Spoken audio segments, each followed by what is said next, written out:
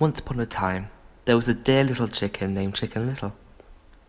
One morning, as she was scratching in her garden, a pebble fell off the roof and hit her on the head. "Oh dear me," she cried, "the sky is falling. I must go and tell the king." And away she ran down the road. By and by, she met Henny Penny going to the store. "Where are you going?" asked Henny Penny. "I'm going to tell the king the sky is falling," answered Chicken Little. "How do you know the sky is falling?" asked Henny Penny. "Because a piece of it fell on my head," she replied. "May I go with you?" begged Henny Penny. "Certainly," answered Chicken Little, as she wandered on, followed by Halfpenny. Turning up a shady lane, they met Cocky Locky. "Where are you two going?" asked Cocky Locky. "Oh, we're going to tell the king the sky is falling," answered Henny Penny. "How do you know?" "Chicken Little told me," said Henny Penny. "A piece of it fell on my head," cried Chicken Little. "May I go with you?" asked Cocky Locky. "Certainly," answered Chicken Little. Then away went the three, Chicken Little, Henny Penny, and Cocky Locky. By and by they came to a pond where they met Ducky Daddles. "Where are you three going?" he asked. "The sky is falling, and we're going to tell the king," answered Cocky Locky. "How do you know?" asked Ducky Daddles. "Henny Penny told me," said Cocky Locky. "Chicken Little told me," said Henny Penny. "A piece of it fell on my head," cried Chicken Little. "May I go with you?" asked Ducky Daddles. "Certainly," they answered. By and by, whom they should have met but Goosey Poosey, carrying a basket of gooseberries to market. "Where are you four going?" she asked. "The sky is falling, and we're going to tell the king," answered Ducky Daddles. "How do you know that it's falling?" asked Goosey Poosey. "Cocky Locky told me," answered Ducky Daddles. "Henny Penny told me," said Cocky Locky. "Chicken Little told me," said Henny Penny. "A piece of it fell on my head," cried Chicken Little. "May I go with you?" asked Goosey Poosey. "Certainly," said Chicken Little. Then Goosey Poosey, followed by Chicken Little, Henny Penny, Cocky Locky, and Ducky Daddles, until they met Turkey Lurkey. "Where are you five going?"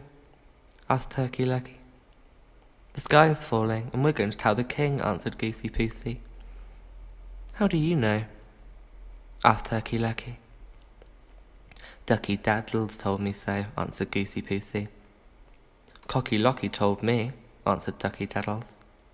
"Henny Penny told me," said Cocky Locky. "Chicken Little told me," said Halfpenny. "A piece of it fell on my head," cried Chicken Little. "May I go with you?" asked Turkey Lurkey. "Certainly," said Chicken Little, Halfpenny, Cocky Locky, Daddy Daddles, and Goosey Poosey. So away they went until they met Gander Panda. "Where are you six going?" he asked. "The sky is falling, and we're going to tell the king." "How do you know?" asked Gander Panda. "Goosey Poosey told me," said Turkey Lurkey.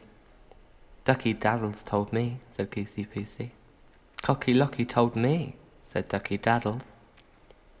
"Henny Penny told me," said Cocky Locky. "Chicken Little told me," said Henny Penny.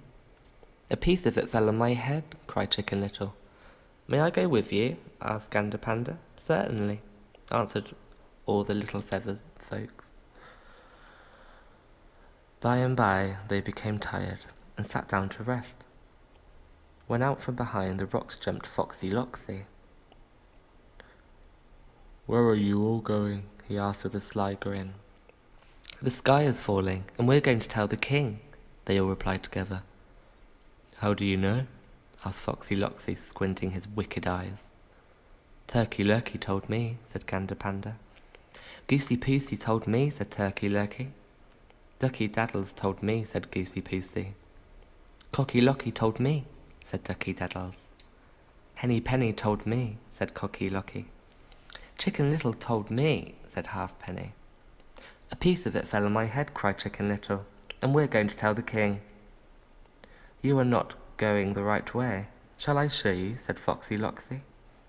"Oh, certainly," they all answered at once. and followed Foxy Loxy until they came to the door of his cave among the rocks. "This is a short way to the king's palace. You'll soon get there if you follow me. I will go in first," said Foxy Loxy. Just as the little feathered folks crowded around the dark, narrow hole, eager to follow the sly fox, a little grey squirrel with very bright eyes jumped out from behind the bushes and whispered to them, "Don't go in, don't go in, or your little necks will ring, and you'll never see the king."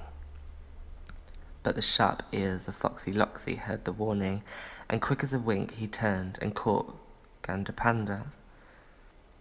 Just as he was about to twist Gandapanda's neck, the little squirrel threw a big stone and hit the old fox right in the head. "The sky is surely falling," groaned Foxy Loxy, creeping into the darkest corner of his cave.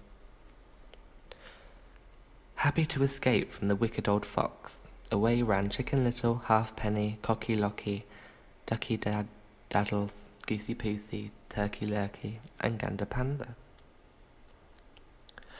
By and by they came to the beautiful palace in which lived the wise king, and upon being brought before them, they all shouted at once, "Good and wise king, we have come to warn you that the sky is falling." "How do you know the sky is falling?" asked the king. "Because a piece of it fell on my head," said Chicken Little. "Come nearer, Chicken Little," said the king, and leaning from his velvet throne, he picked up the pebble from the feathers of Chicken Little's head. "You see, it was only a little pebble and not part of the sky at all," said the king. "Go home in peace, and do not fear, because the sky cannot fall, only rain falls from the sky." Weary but wiser, the little feathered folks left the palace and started on their long journey homeward. Chicken Little is hurrying, umbrella 'neath her wing. She thinks the sky is falling fast, so she goes to tell the king.